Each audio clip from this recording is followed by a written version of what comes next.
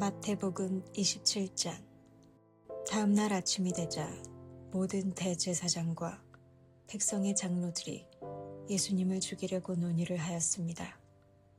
그들은 예수님을 묶어 총독인 빌라도에게 데려가 그에게 넘겨주었습니다. 예수님을 배반한 유다는 예수님이 유죄 판결을 받은 것을 보고 양심의 가책을 느꼈습니다. 그래서 은 30개를 대제사장과 장로들에게 돌려주었습니다. 유다가 말했습니다. 내가 죄 없는 피를 팔아넘기는 죄를 지었습니다. 그들이 대답하였습니다.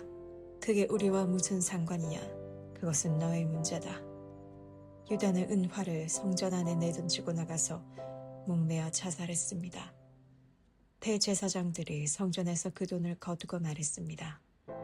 이 돈은 핏값이니 성전에 두는 것은 안 될 일이다.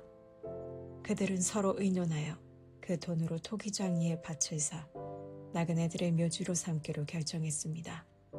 그 밭은 지금까지 피밭이라고 불립니다.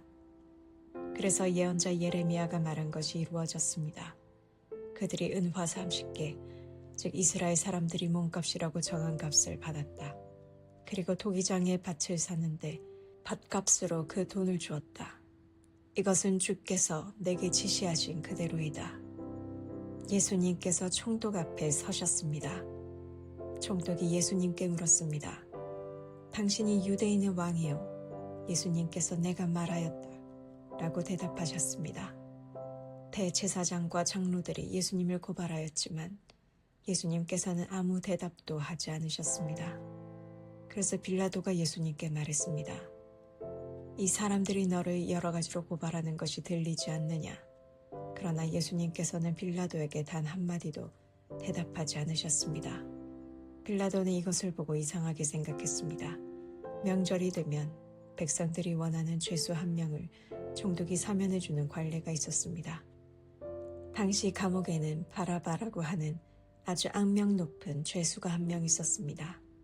사람들이 모였을 때 빌라도가 말했습니다. 너희는 누구를 놓아주기를 원하느냐? 바라바냐? 아니면 그리스도라고 하는 예수냐?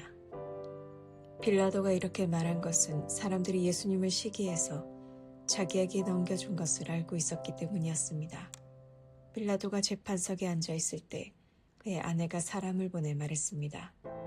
저 죄 없는 사람에게 아무 일도 하지 마세요.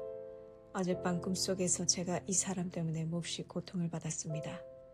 그러나 대제사장들과 장로들은 군중들에게 바라바를 놓아주고 예수님을 죽이도록 요청하라고 시켰습니다. 빌라도가 사람들에게 말했습니다.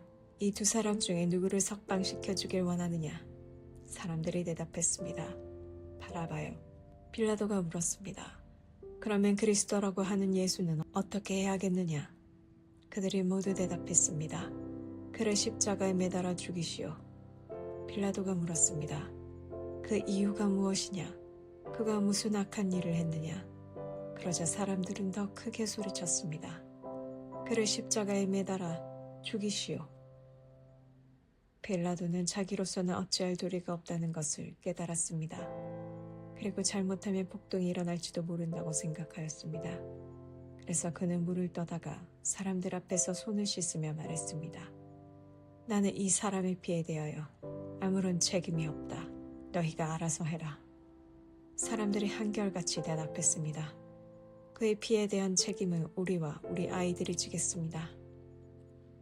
결국 빌라도는 바라바를 풀어주었습니다. 그리고 예수님을 채찍으로 때리게 한 후 십자가에 매달도록 내어주었습니다.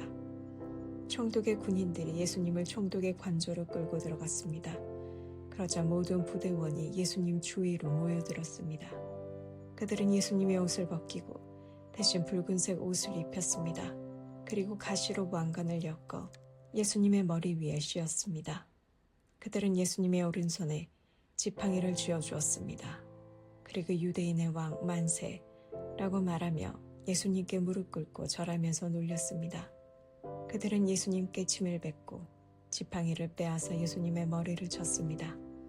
예수님을 실컷 조롱한 후에 붉은색 옷을 벗기고 원래의 옷으로 다시 입혔습니다. 그리고 예수님을 십자가에 매달아 죽이려고 끌고 갔습니다. 군인들이 나가다가 고레네 출신의 시몬이라는 사람을 만났습니다. 군인들은 그에게 강제로 예수님의 십자가를 지고 가게 하였습니다. 그들은 골고다라는 곳으로 갔습니다. 골고다는 해골의 땅이라는 뜻입니다. 군인들은 예수님께 쓸개즙을 섞은 포도주를 주어 마시게 하였습니다. 그러나 예수님께서는 맛을 보시고는 마시려고 하지 않으셨습니다. 군인들이 예수님을 십자가에 못 박고 제비를 뽑아 예수님의 옷을 나누어 가졌습니다. 그리고 거기 앉아서 예수님을 계속 지켜보았습니다. 그들은 예수님의 머리 위에 이 사람은 유대인의 왕 예수다 라고 쓴 죄패를 걸어 놓았습니다. 그때 두 강도가 예수님과 함께 십자가에 못 박혔습니다. 한 사람은 오른쪽에 다른 한 사람은 왼쪽에 매달렸습니다. 지나가던 사람들이 고개를 저으면서 예수님께 욕을 하였습니다. 성전을 헐고 3일 만에 다시 세운다는 사람아, 내 자신이나 구원하여라. 만일 하나님의 아들이라면 십자가에서 내려와 보아라. 이와 같이 대제사장들도 율법학자들과 장로들과 함께 예수님을 조롱하며 말했습니다. 이 사람이 다른 사람들은 구하면서 자기 자신은 구하지 못하는구나. 그는 이스라엘의 왕이니 지금 십자가에서 내려오라지. 그러면 우리가 그를 믿겠다. 그가 하나님을 믿는다는데 하나님께서 원하신다면 그를 당장 구원해 주시라고 그래라. 자신이 나는 하나님의 아들이라고 했으니까 말이다. 예수님과 함께 십자가에 못 박힌 강도들도 똑같은 욕을 예수님께 했습니다. 난 12시부터 오후 3시까지 온 땅이 어둠에 덮였습니다. 오후 3시쯤에 예수님께서 엘리, 엘리, 라마 사박다니 하고 큰 소리로 외치셨습니다. 이 말은 나의 하나님, 나의 하나님, 어찌하여 나를 버리셨습니까? 라는 뜻입니다. 거기 서 있던 사람들이 이 말을 듣고 말했습니다. 이 사람이 엘리야를 부른다. 그러자 얼른 한 사람이 뛰어가서 해면을 가져다 신 포도주를 적셨습니다. 그리고 예수님께서 마시도록 지팡이에 매달아 주었습니다.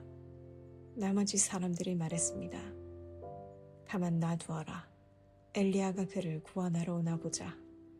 다시 예수님께서 큰 소리로 외치셨습니다. 그리고 숨을 거두셨습니다. 그때 성전 휘장이 위에서부터 아래까지 두 조각으로 갈라졌습니다. 땅이 흔들리고 바위들이 쪼개졌으며 무덤이 열리고 잠자던 많은 성도들의 몸이 다시 살아났습니다. 예수님께서 부활하신 후 그들은 무덤에서 나와 거룩한 성으로 들어가서 많은 사람들에게 나타나 보였습니다. 예수님을 지키던 백부장과 병사들이 지진과 일어난 모든 일들을 보고 매우 놀라면서 말했습니다. 이 사람은 정말로 하나님의 아들이었다. 많은 여자들이 멀리 떨어진 곳에서 이를 지켜보고 있었습니다. 이들은 갈릴리에서부터 예수님을 섬기려고 따라온 사람들이었습니다.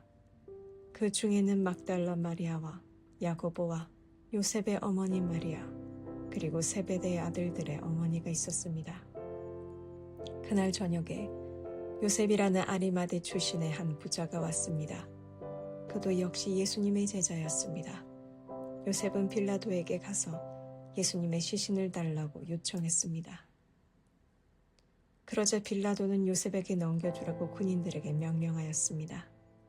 요셉은 그 시체를 가져다가 깨끗한 천으로 둘렀습니다. 그리고 바위를 뚫어 만든 자신의 새 무덤에 예수님의 시신을 묻혔습니다. 그는 큰 돌을 굴려 무덤의 입구를 막고 돌아갔습니다. 막달라 마리아와 다른 마리아가 무덤 맞은편에 앉아 있었습니다. 이튿날 곧 준비일이 지난 후에 대제사장들과 바리새파 사람들이 빌라도에게 왔습니다. 그들은 말했습니다. 각하, 그 거짓말쟁이가 살아있을 때 내가 3일 뒤에 살아날 것이다 라고 한 말이 기억납니다. 그러니 명령을 내리셔서 3일째 되는 날까지 그 무덤을 꼭 지키게 하십시오.